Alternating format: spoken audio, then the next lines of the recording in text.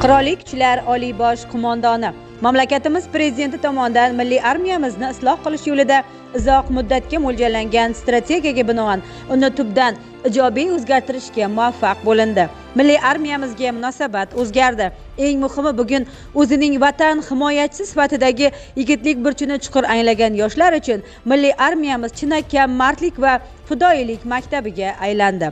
14 yanvar Vatan himoyachilari kuni hamda Qurolli Kuchlar tashkil etilganligining 34 yilligi munosabati bilan bayram tadbirlarining yuqori saviyada o'tayotganligi misolida ham ko'rishimiz mumkin. Bugun Kattaqo'rg'on shahridagi harbiy qism harbiy xizmatchilari va ularning oilalari ishtirokida bayram tadbiri tashkil qilindi.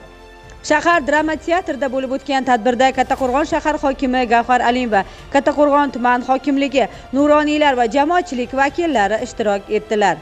Dastlab ishtirokchilarni bayram bilan muborakbod etgan shahar hokimi Gavhar Alimova harbiy xizmatchilarning yurtimiz tinchligi va osoyishtaligini ta'minlash yo'lidagi burchlarini munosib ado etayotganligini alohida e'tirof etdi.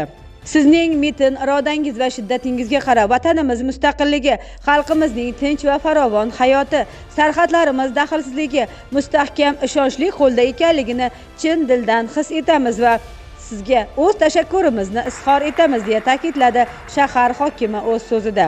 Shundan so'ng so'zga chiqqanlar fidoyi harbiylarni 14 yanvar Vatan himoyachilari kuni hamda Qurolli Kuchlar tashkil topganligining 34 yilligi bilan muborakbod etdilar va ularning kelgusidagi sharafli vazifani bajarish yo'lidagi xizmatlarida ulkan zafarlar tiladilar.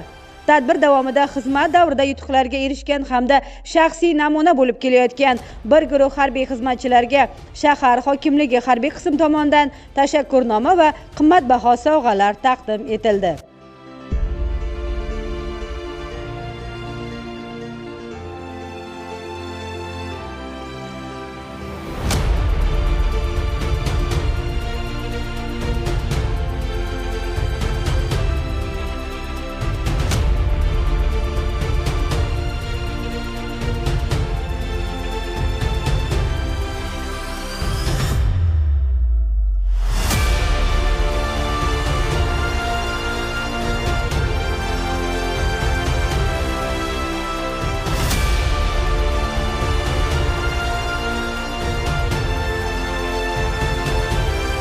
Shuningdek, tadbir davomida vatanimiz tinchligi, sarhadlarimiz xavfsizligini ta'minlash yo'lida jon fido qilgan mard va jasur harbiylarning xotiralari yodga olindi. Ana shunday o'g'lonlardan biri hamshahrimiz Ulug'bek Barnoyevning ota-onasiga maxsus operatsiyalar kuchlari qo'mondonligi tomonidan vatan himoyachisining otasiga va vatan himoyachisining onasiga esdalik ko'krak nishonlari topshirildi.